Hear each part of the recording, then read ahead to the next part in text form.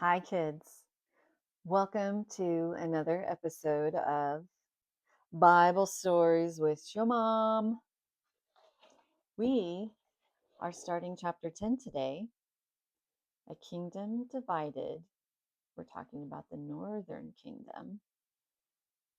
This is a super long chapter, so anticipate many parts of this chapter. So we will probably just have several different little episodes doing this chapter. Just little by little, we'll dig through it.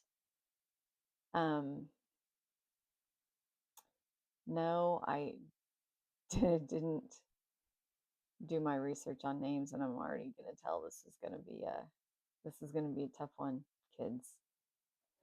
Preparation is probably for the best moving forward, but alas, we will struggle through it once again, and it'll make my mashup even better at some point. So, got my trusty bifocals on. We will get started. So, we're talking about the division of the kingdom. This would be page 115. After Solomon's death, his son made a political decision that fulfilled the Lord's announcement about the division of Israel into two kingdoms. The kingdom in the north was called Israel, the kingdom in the south, Judah. Rehoboam went to Shechem. Again, I don't remember how Nanny said to pronounce that. In the northern tribes territory to become king of all Israel. But he faced a threat from a rival.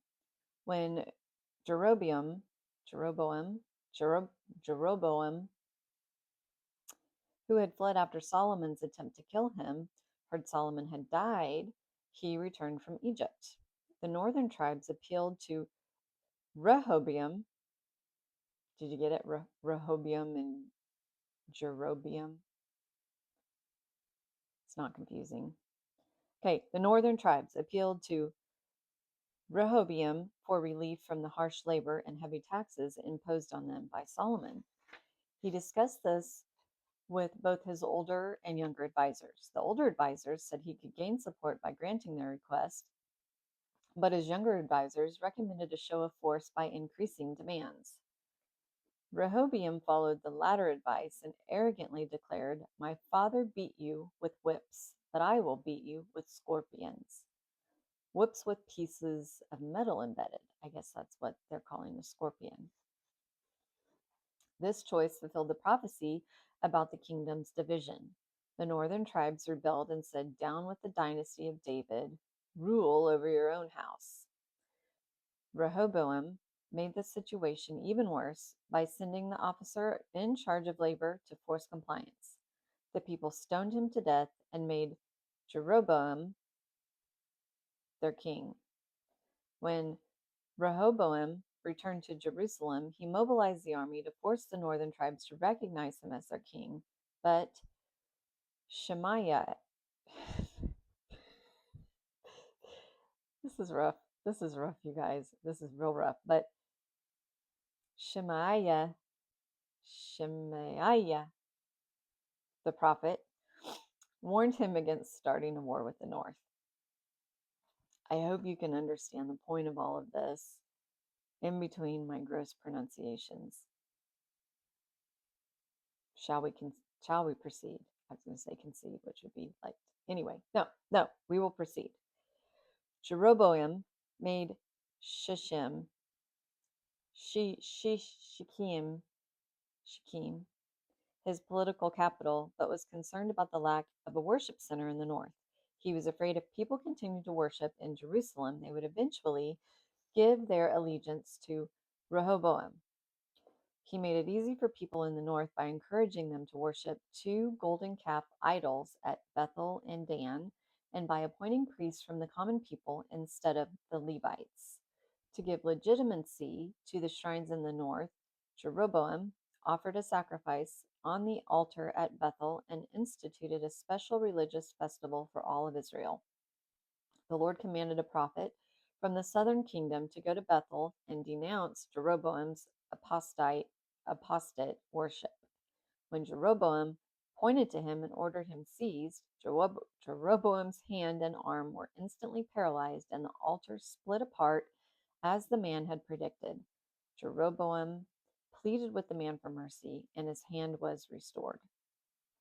The man of God had refused to eat with the king, but accepted an invitation to eat with the old prophet Asa, living in Bethel, even though the Lord had commanded him to leave the north immediately. While the man was eating, the old prophet received a divine revelation condemning the man for disobeying God's command. After the evening meal, the man left on his donkey and was killed by a lion. The old prophet retrieved his body and buried it in his own grave, instructing his sons to bury his body there too, because his message of judgment against the shrines in the northern kingdom would certainly come true.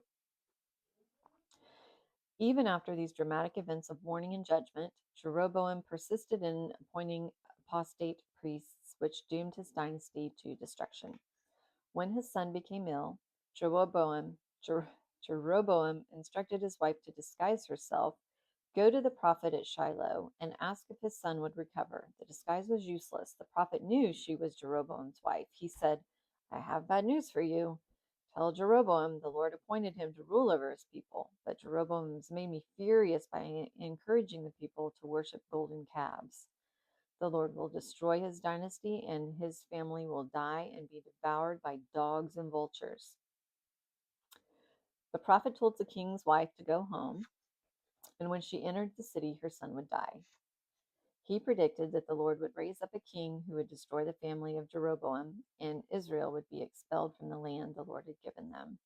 After Jeroboam ruled for 22 years, not 40, he died, and his son Nadab became king. That's where we're going to finish today. It's a quick one, but it's a good place to stop.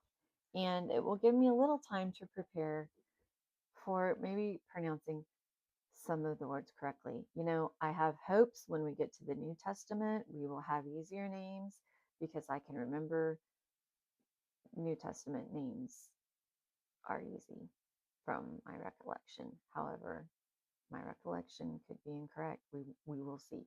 So, anyway, never forget I love you.